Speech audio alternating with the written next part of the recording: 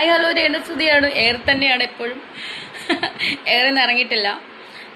തനിക്കെതിരെ ഉയർന്നു വരുന്ന വിമർശനങ്ങൾക്ക് മറുപടി നൽകാൻ രേണുസുതി ഒരിക്കലും മടിക്കാറില്ല. നെഗറ്റീവ് കമൻറ്റുകളെല്ലാം തനിക്ക് പോസിറ്റീവായി മാറിയതിനെക്കുറിച്ചും നേരത്തെ തന്നെ രേണു തുറന്നു പറഞ്ഞിട്ടുണ്ട്. ഇപ്പോഴും എയറിൽ തന്നെയാണ്, ഇറങ്ങിയിട്ടില്ല. എനിക്ക് അനുകൂലമായി വീഡിയോ ചെയ്യുന്ന വ്ളോഗേഴ്സുമുണ്ട്. അവരോടെല്ലാം നന്ദിയുമുണ്ട്. അവരുടെ വീഡിയോകൾ കാണുമ്പോഴാണ് എനിക്കെതിരെ വരുന്ന നെഗറ്റീവുകൾ ഞാൻ അറിയുന്നത്. സിനിമാക്കാരോട് എനിക്ക് ബഹുമാനമാണ്. എൻ്റെ ഹസ്ബൻഡ് ഒരു സിനിമാക്കാരനായതുകൊണ്ട് തന്നെ ബഹുമാനിക്കേണ്ടവരെ ഞാൻ ബഹുമാനിക്കാറുമുണ്ട്. പക്ഷേ ശാന്തിവിള ദിനേശിന് രൂക്ഷമായ ഭാഷയിൽ തന്നെയായിരുന്നു രേണുവിൻ്റെ മറുപടി. കുറേ കാലമായല്ലോ എന്നെക്കുറിച്ച് തന്നെ പറയുന്നു.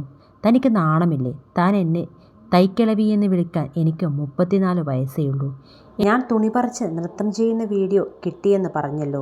ധൈര്യമുണ്ടെങ്കിൽ സോഷ്യൽ മീഡിയയിൽ ഇട് എന്നുമായിരുന്നു രേണു പറഞ്ഞത്. ഒരു ശാന്തിയും ഇല്ലാത്ത അപ്പൂപ്പന് എന്ന ക്യാപ്ഷനോടെയായിരുന്നു വീഡിയോ പങ്കുവച്ചത്. നിരവധി പേരായിരുന്നു രേണുവിന് പിന്തുണയറിയിച്ച് എത്തിയത്. യൂട്യൂബ് ചാനലിലൂടെയായിരുന്നു ശാന്തിവിള ദിനേശ് രേണുസുതിയെക്കുറിച്ച് സംസാരിച്ചത്. ദുബായിലേക്ക് വേറെ പല പരിപാടികൾക്കും വേണ്ടിയാണ് രേണു പോകുന്നതെന്നാണ് അദ്ദേഹം പറയുന്നത്. പ്രകടമായി പറഞ്ഞില്ലെങ്കിലും അദ്ദേഹം രേണുവിനെയാണ് ഉദ്ദേശിച്ചതെന്നായിരുന്നു കമൻറ്റുകൾ. കേരളത്തിലെ അവതാരക ഇടയ്ക്ക് ദുബായിൽ പോയി മദ്യപിച്ച് ഉടുതുണി ഊരി നൃത്തം ചെയ്യും. ഇപ്പോൾ ചാനലുകൾക്കൊന്നും അവരെ വേണ്ട. ആ കാര്യങ്ങൾ ഇപ്പോൾ ചെയ്യുന്നത് ഇവളാണെന്നായിരുന്നു പറഞ്ഞത്.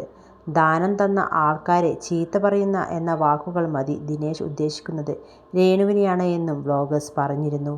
സോഷ്യൽ മീഡിയയിലൂടെ രേണുവിനെ എതിർക്കുന്നവർ പോലും ഈ രീതിയിൽ ഇത്രയും മോശമായി സംസാരിക്കില്ലെന്നായിരുന്നു കമൻറ്റുകളെല്ലാം. വിവാഹത്തെക്കുറിച്ചും പ്രണയത്തെക്കുറിച്ചും മദ്യപാനത്തെക്കുറിച്ചുമൊക്കെ രേണു പറഞ്ഞതിനെക്കുറിച്ചും ശാന്തിവിള ദിനേശ് സംസാരിച്ചു. ഇതിനെന്തിനാണ് ഇദ്ദേഹം ഇത്രയും മോശമായി സംസാരിച്ചതെന്നായിരുന്നു ചോദ്യങ്ങൾ.